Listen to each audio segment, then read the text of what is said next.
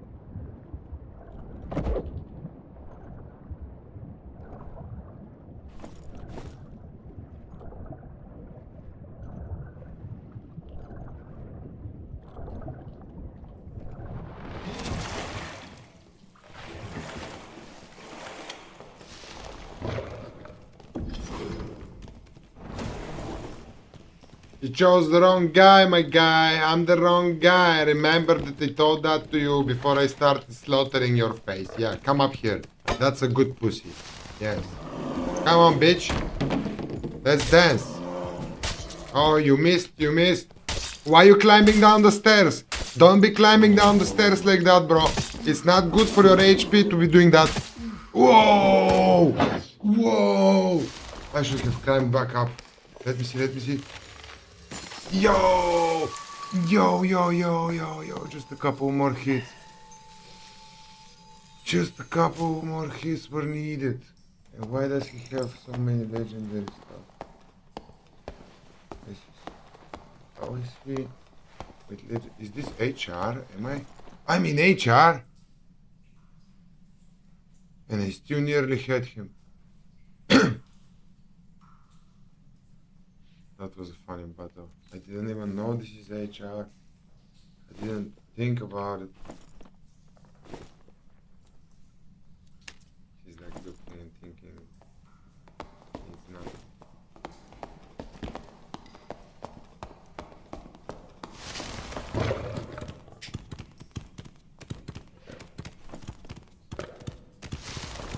Like green jewelry.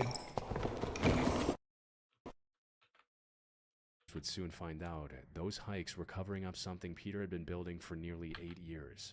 During their investigation, officers found an unlocked safe in one of the rooms. Inside were hand-drawn blueprints for an underground structure and hundreds of photographs documenting its construction.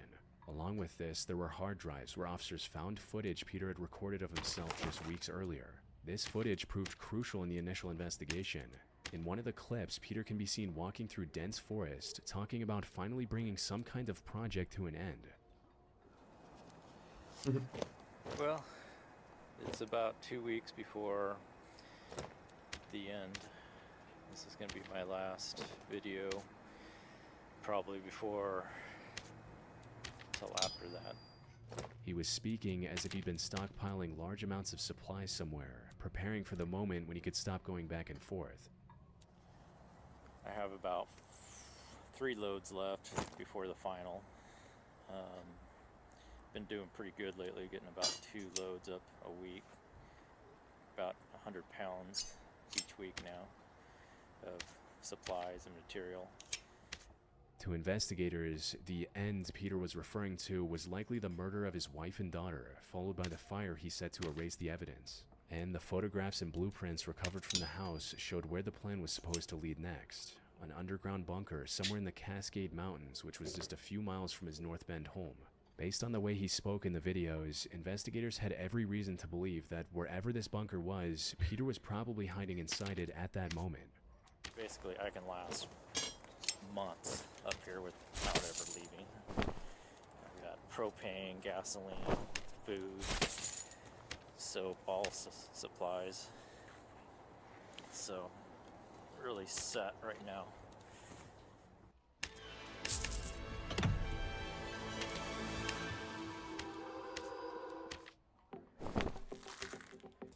Sladoled Kinder Bueno.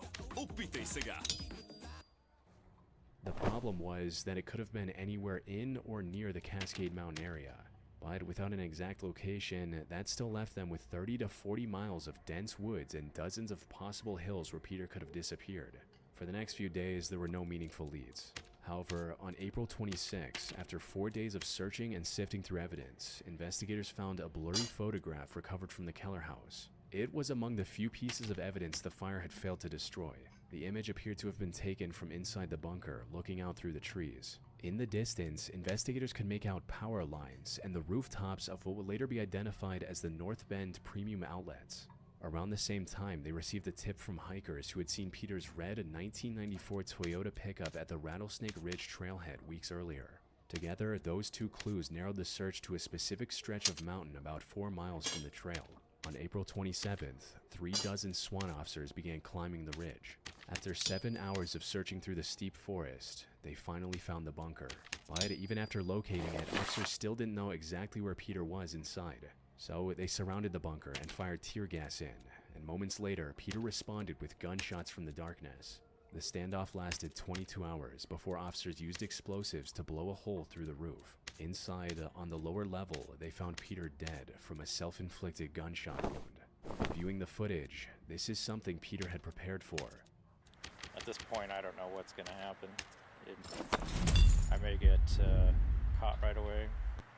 Basically, if I get caught, I'm just going to kill myself. So, I mean, I could basically be in 2 weeks or 3 weeks. I don't know. It's all up to chance at this point. So, I don't think anyone knows where I'm at. But if they put it together, who knows? At this point, I have to take that chance. The handgun found beside his body was the same one he used to kill Lynette and Kayleen. Inside the bunker, officers found enough food and water to last months, along with weapons, body armor, and tens of thousands of dollars in cash. Peter had stored everything he thought he would need for the outlaw life he'd been planning for years. I'm getting to the point where I'm just trying to live, pay bills, and live as a civilian, and go to work. It just freaks me out. It's actually more comfortable for me to think about living out here, robbing banks, pharmacies, just taking what I want for as long as I can. At least it'll be exciting. It won't be boring. And I don't have to worry about Lynette or Kaylee. And everything will be taken care of. It'll just be me. Now, a natural question that comes to mind is why? Why go through all that trouble to destroy his family and get away from them? Based on the evidence, investigators believe Peter wanted to Dobrze, disappear and grę, start a new słyszę film, jedźcie nam bardzo. No dobra, dobra. life far away from the responsibilities of a husband and a father. His wife Proszę Lynette bardzo. and daughter No. Kayleen were obstacles to this fantasy. Well, before, a while ago, I used to sit here and think, this whole thing is just crazy at times, and then I'd think about it, and it would make sense, and it's like, okay, this is what I gotta do. But,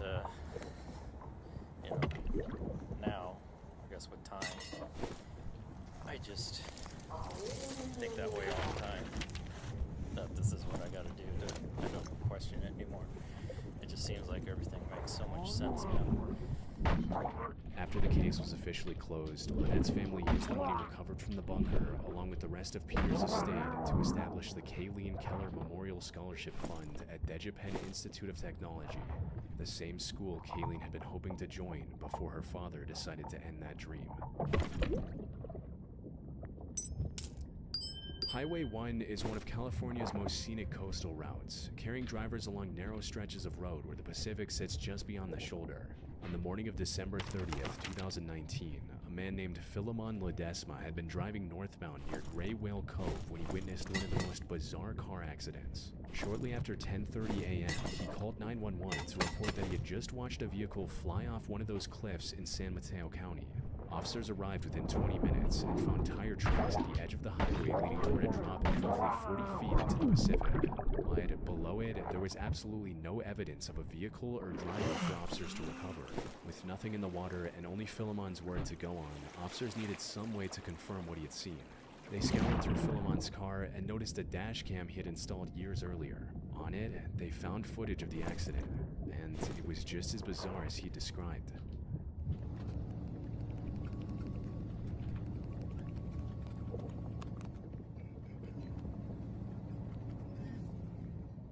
The SUV drove across the sandy patch at the edge of the highway, went airborne, and plunged straight down the cliff. The California Highway Patrol and Coast Guard quickly launched a massive search operation, with local fire crews and deputies combing the area by land, sea, and air.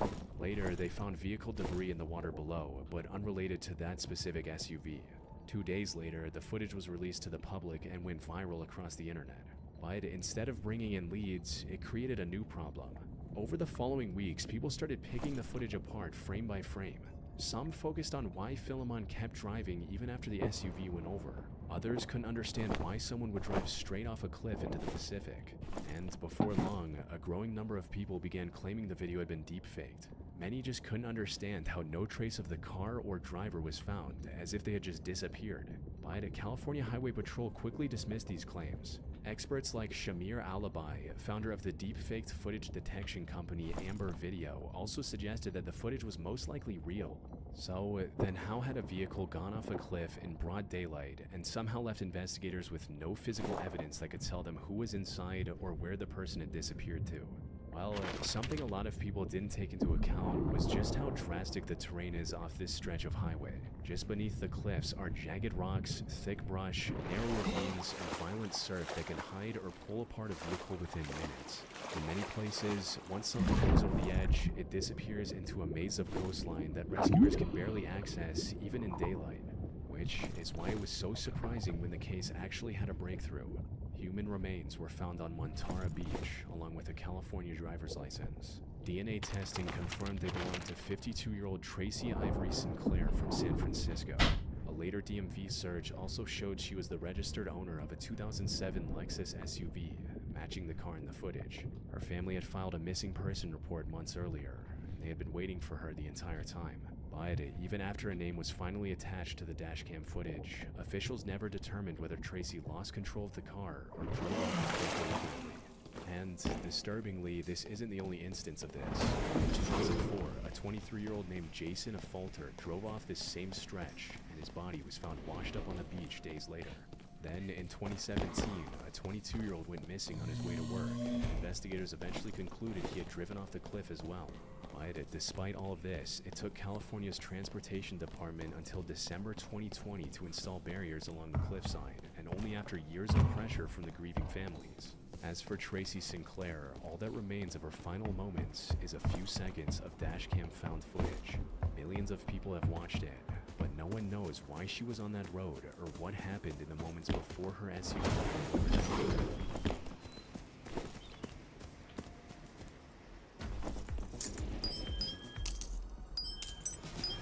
Заслужава си да преоткриеш движението. On September 16, 1996, the manager at the Van Buren Plaza apartment complex in Hollywood, Florida, had suspicions that something was wrong with one of the units in the building. A foul smell had been lingering for at least a day, and now there were complaints of blood seeping through the walls into the apartment below.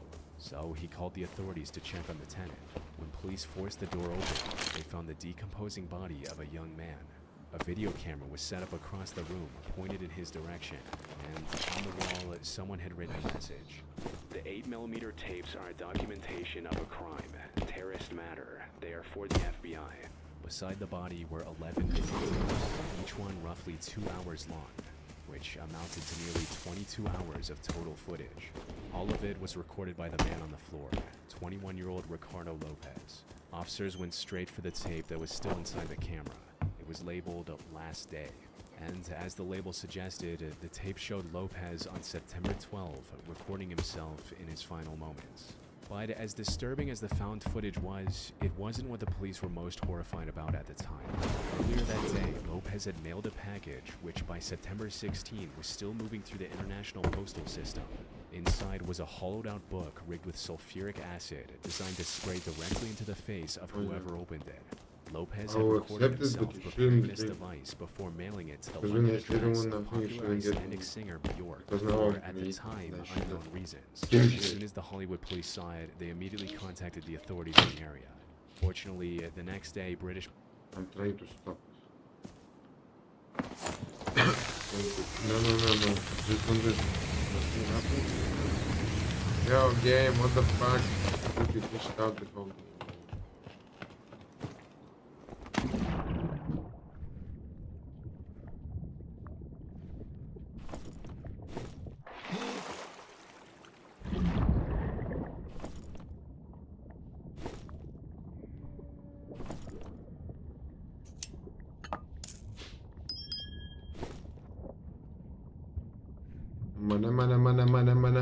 Money. There is my victim.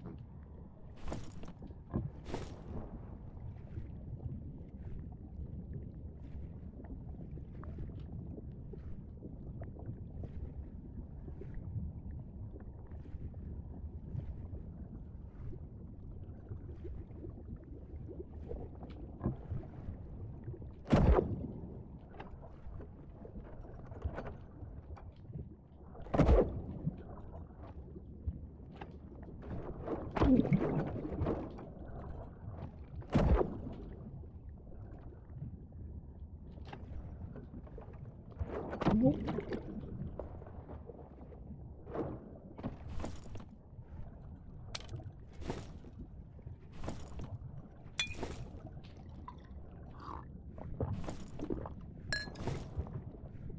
no.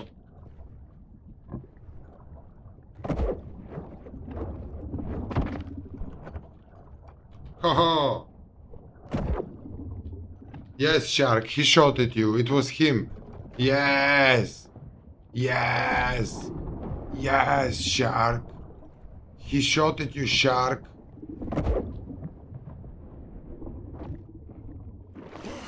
Hello, you were shooting at me, you know. I don't know why. And you keep doing it. Headshot.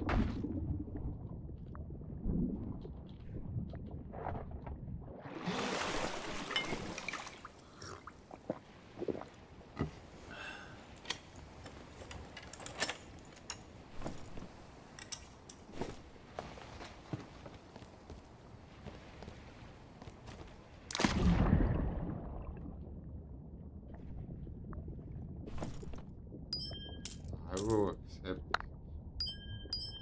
Oh. He knew the loot. Garbage. Garbage.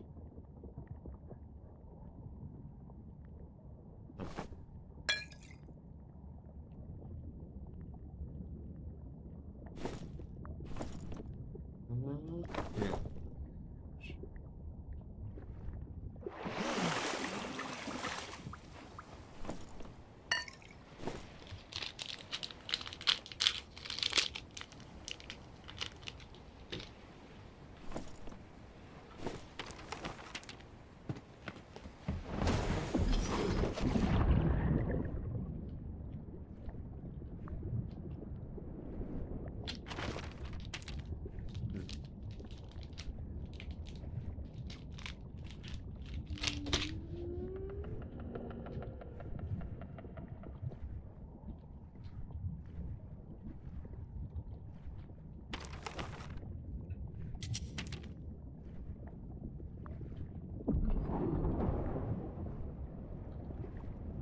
Mm, mm, mm. Mm, mm, mm.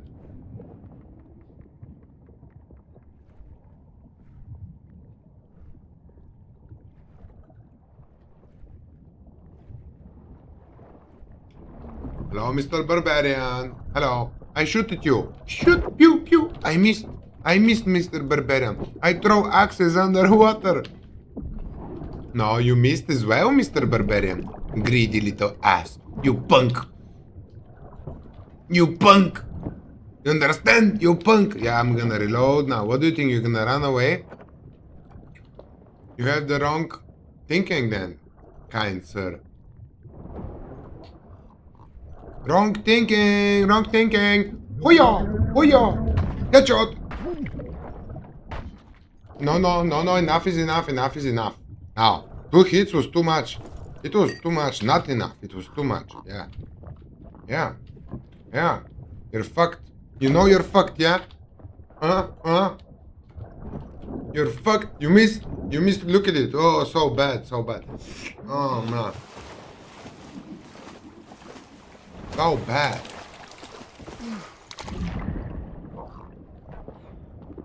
Yo. Skelly, not me. Him. The barbarian. Help me with the barbarian.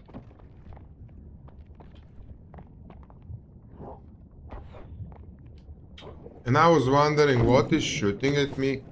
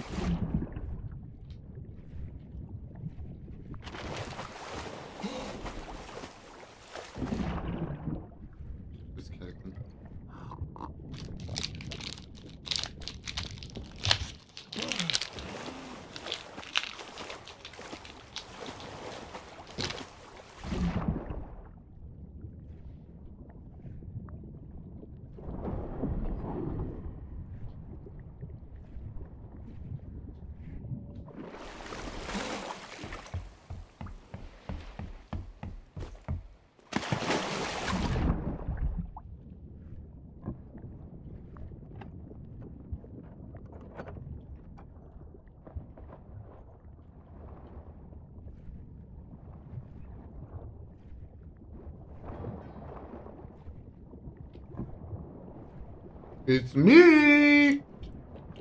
Is it me you're looking for? I can see it in your eyes.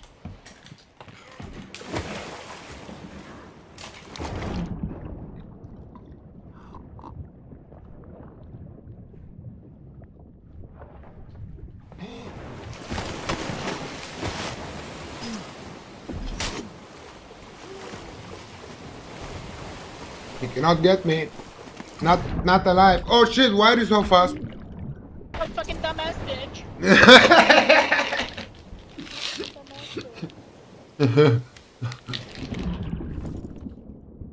Let me see, why is he so fast?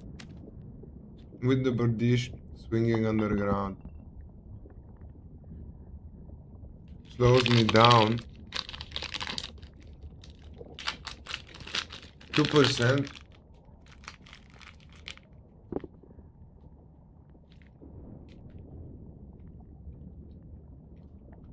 Here's the range. Here's the range.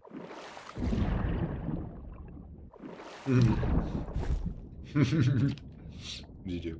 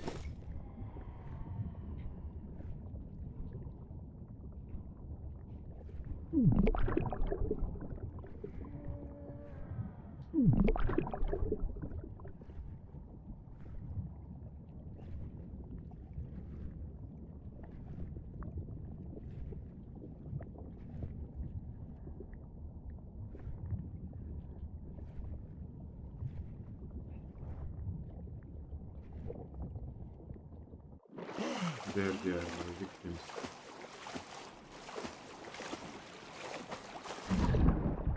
Hey, why you running? Why you swimming in the air? You're swimming in the air.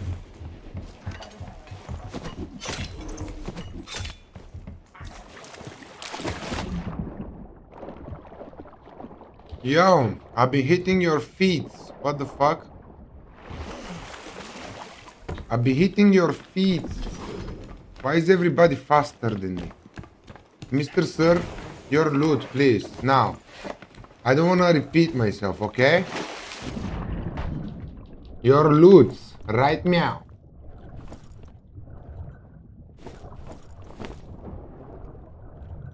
What you know about rolling down in the deep? Get him, my minions. Yeah, you have no escape. You need to take air.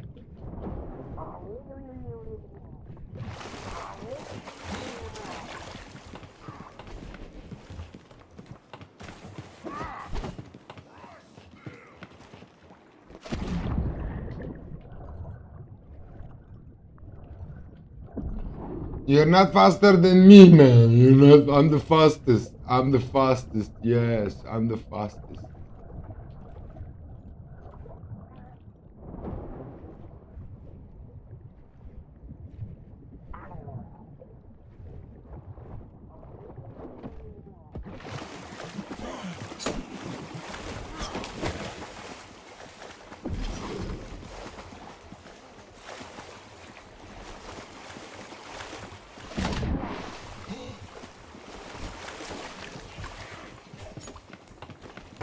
This is the chase of my life, bro. It is the chase of my life. Take out the aggro, I take you after that. Whee! Yes! Yes!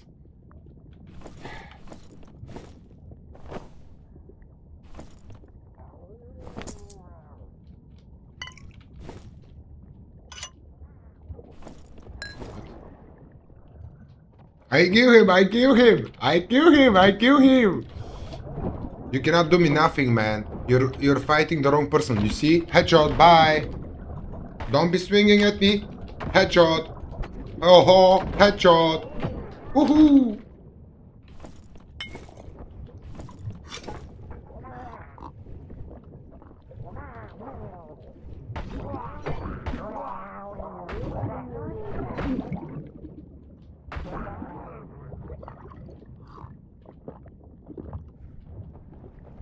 Double kill.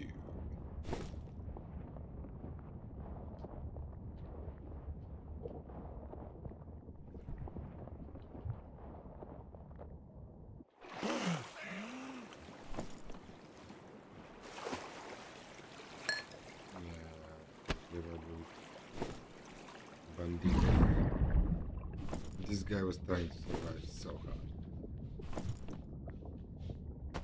And still, he was faster than me.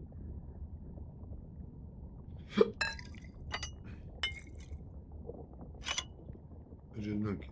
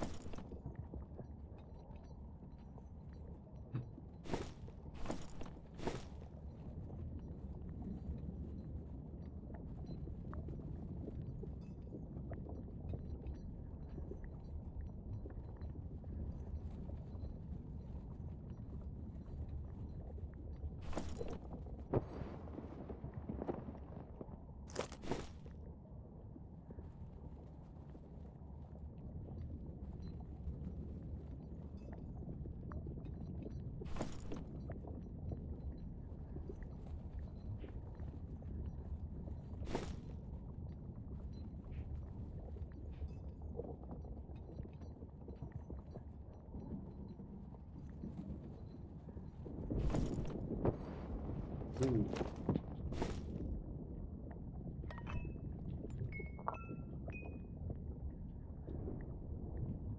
Third pile? 3 piles at one place?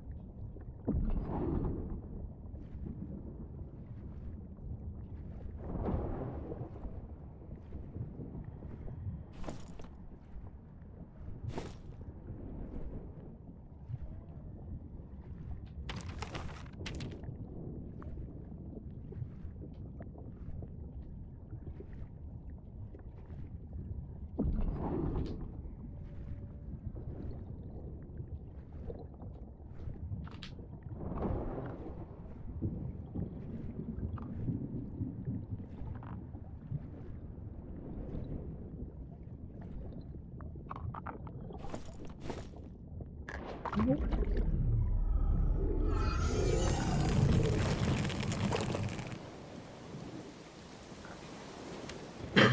bit of money.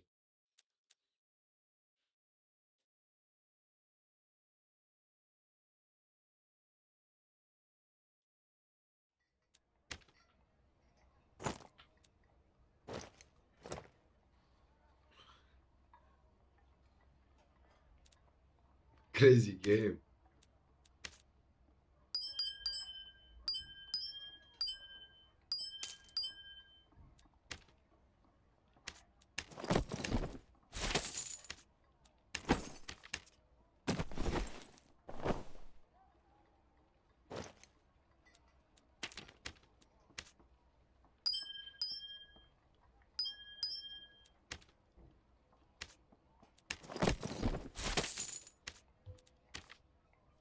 Very nice.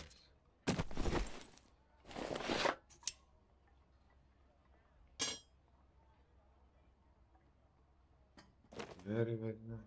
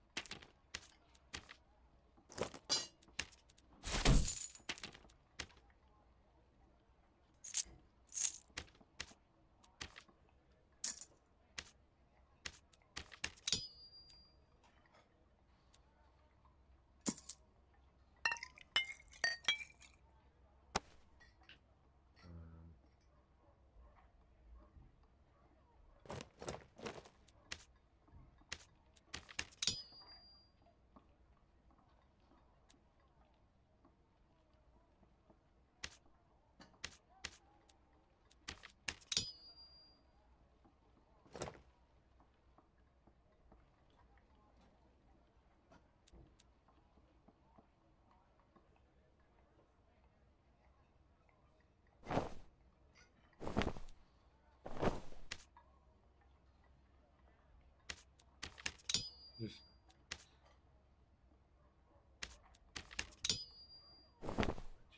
AFK.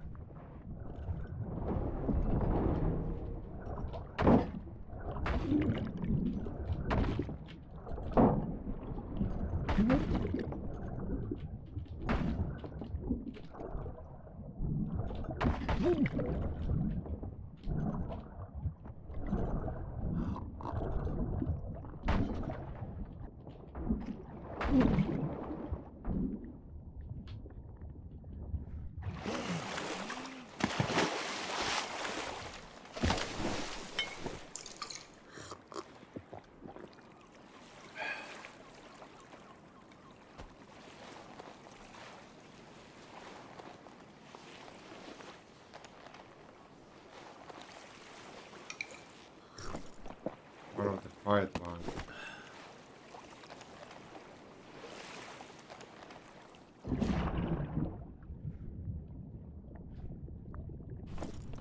Holy. Why did I destroy him?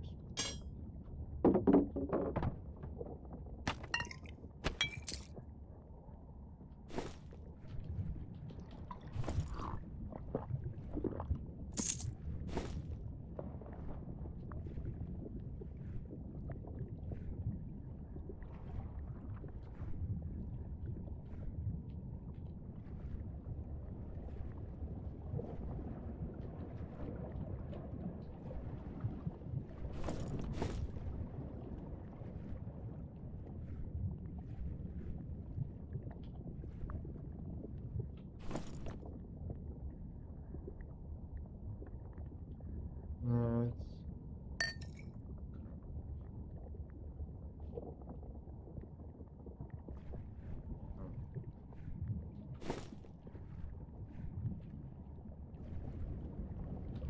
all files for myself. This is garbage. This is garbage. Fuck that. Fuck that. Fuck that.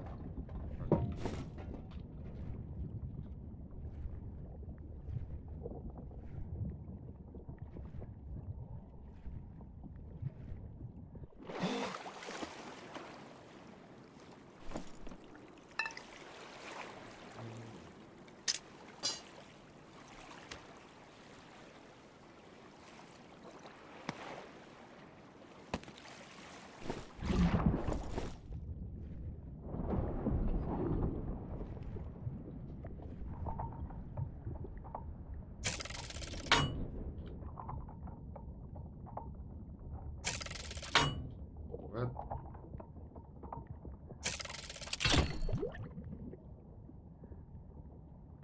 Wait.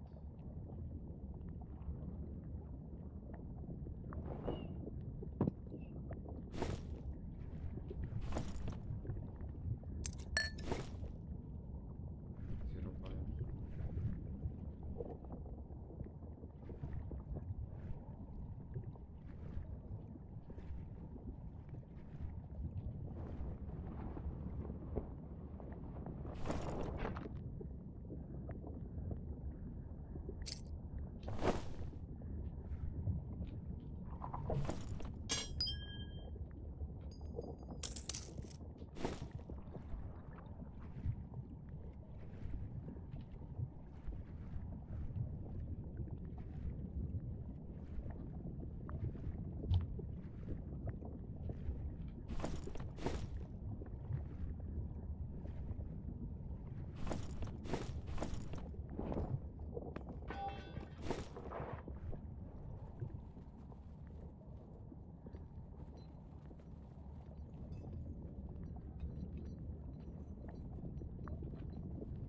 Police located the package at a postal sorting office and safely detonated it before it could reach Bjork's address. But even after it was intercepted, there were still 11 tapes to go through, tapes that could have documented similar attacks being prepared for other people.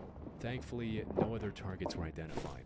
Instead, the tapes revealed 9 months of footage documenting Lopez's terrifying psychological decline. I'm gonna show you who I am. Стани клиент за минути директно през Postbank App. Дигитално банкиране, вдъхновено от теб.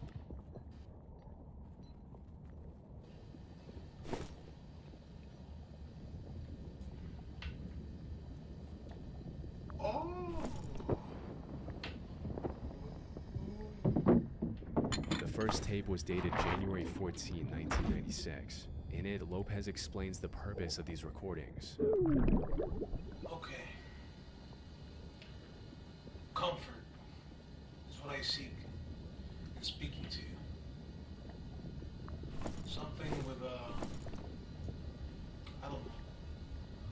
Something that makes me feel better. For a long time, I've been speaking into the mirror and being my own psychologist, sort of. Whatever.